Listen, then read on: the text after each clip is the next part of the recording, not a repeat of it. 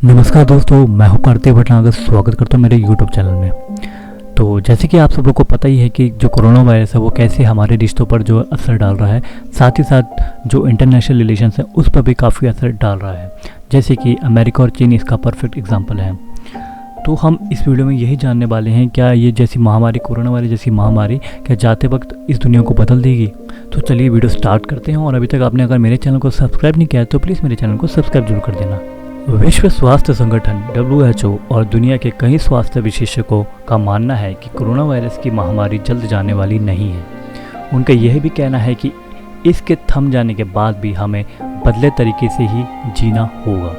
दूसरी ओर समाजशास्त्री, मनोवैज्ञानिक और राजनीतिक शास्त्री कोरोना के बाद की दुनिया के बारे में तरह तरह के अनुमान लगा रहे हैं। कई आशावादी लोग नज़दीक भविष्य में ज़्यादा समझ और सहयोग वाली दुनिया की उम्मीद कर रहे हैं, तो कुछ लोग संकीर्ण स्वार्थों पर आधारित दुनिया की भविष्यवाणी कर रहे हैं, जिसमें तानाशाही का बोलबाला होगा और लोकतांत्रिक अधिकारों में कमी रहेगी। कि सच तो ये है कि कोरोना के प्रकोप ने अर्थव्यवस्था और उच्च तकनीक पर आधारित हमारी वर्तमान सभ्यता को सवालों के घेरे में ला दिया है। ग्लोबलाइजेशन ने विश्व की अर्थव्यवस्था को जोड़ा है, लेकिन कोरोना ने साबित कर दिया है कि ये एकता आपसी सहयोग के बुनियाद पर नहीं है।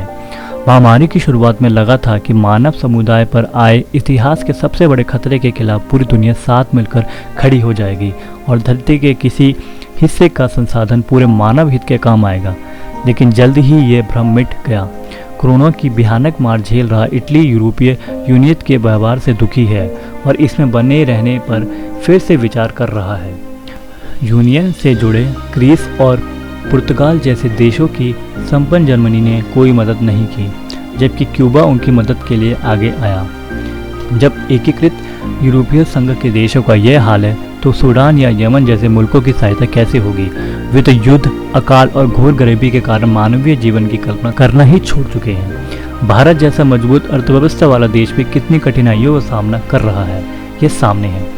पूरी दुनिया मिलकर लड़ेगी के नारों के बीच टेस्टिंग किट, वेंटिलेटर्स तथा दवाइयों के बड़े हिस्से को अपनी ओर खींच ले जाने में अमेरिका ने कोई संकोच नहीं दिखाया। भारत से ही हाइड्रोक्लोरोक्विन मंगा लेने को लेकर राष्ट्रपति ट्रंप के चेतावनी वाले बयान को कैसे भूला जा सकता है। यही नहीं, अमेरिका ने ईरान, वेनेजुला तथा निकारागुआ जैसे देशों को भी मेडिकल सहायता पाने के लिए उनके खिलाफ प्रतिबंध में कोई छूट नहीं दी। कोरोना की वजह से कहीं भी सैनिक तनावों के घटने की खबर नहीं है। इसमें भारत पाकिस्तान की सीमा पर तनाव भी शामिल है। इन सब के बीच आम लोगों का व्यवहार उम्मीद पैदा करने वाला है। डॉक्टरों और नर्सों ने अपना जीवन जोखिम में डालकर लोगों के प्राण बचाने की कोशिश की है। भारत जैसे मुल्क में कोरोना से संक्रमण से बचाने वाली पोशाक और दूसरी चीज़ों की कमी की परवाह न करते हुए लोग इस काम में जुटे हैं। भूखमरी झेल रहे लोगों को राशन तथा भोजन पहुंचाने में स्थानीय स्तर के लोग प्रयास कर रहे हैं।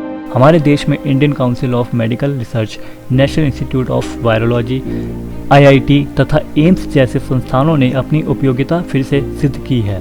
प्रसिद्ध विचारक नोम चॉम्स्की ने कहा भी कि कोरोना वायरस का निदान इसलिए नहीं खोजा जा सका कि कंपनियां की सुंदर बनाने वाली क्रीम में ज़्यादा दिलचस्पी थी।